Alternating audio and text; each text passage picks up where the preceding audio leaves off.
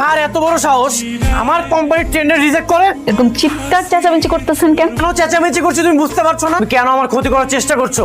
তুমি কি আমার সাথে প্রতিশোধ দিচ্ছ?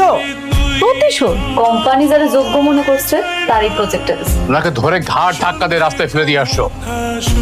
আসসালামু আলাইকুম। আপনি এখনো চায়ের দোকানে বসে আছেন? আপনাকে তো চা বিক্রি করে মানাচ্ছে না। আপনার মেয়ে এখন কোটিপতি, আপনার তো এখন চলাফেরা করা উচিত 3 স্টার 5 স্টার 7 স্টারে। তুমি এখানে কেন আইছো? সেদিন না বলে গেলাম আপনার মেয়েকে খারাপ পথে যেতে দিয়েন না।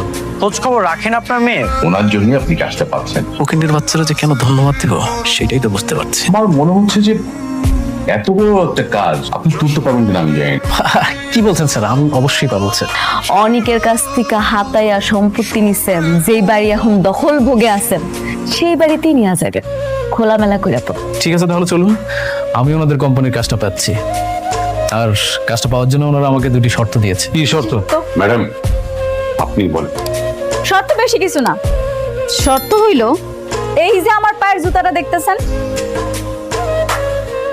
এই জুতাটা দিয়া আপনারা প্রত্যেকে নিজেকে গালে জুতা মারবেন। ফকিরের বাচ্চা কি কয়? হ্যাঁ হরি পায়ের জুতা দেবে বলে আমরা নিজেকে গালে নিজেরা মারি দিব?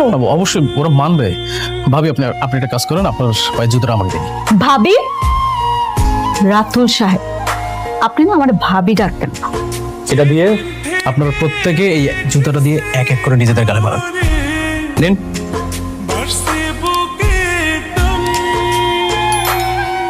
আপনি বাকি যাইবেন কেন? আপনিও মারেন। কি হলো, তো ভাবতেছেন কি মারেন? ম্যাডাম এইটাও কি ভিডিও করবো? হ্যাঁ করেন। মেঘলা আমার এত বড় ক্ষতি কেন করলো? কেন এমনটা করলো?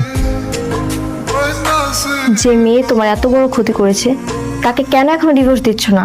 আমার শত্রুকে কাজ দিয়ে যে আমার কোম্পানির সুনাম নষ্ট করেছে, আমার এত বড় ক্ষতি করেছে, তার সাথে আমি আর কোনো সম্পর্ক রাখতে চাই না। যত দ্রুত সম্ভব আমি ওকে ডিভোর্স দিয়ে দিব। আমি যদি 1 মাসেও পরিশোধ করি তাহলে আমাকে সম্পূর্ণ 3 বছরের 20% সুদ দিতে হবে না।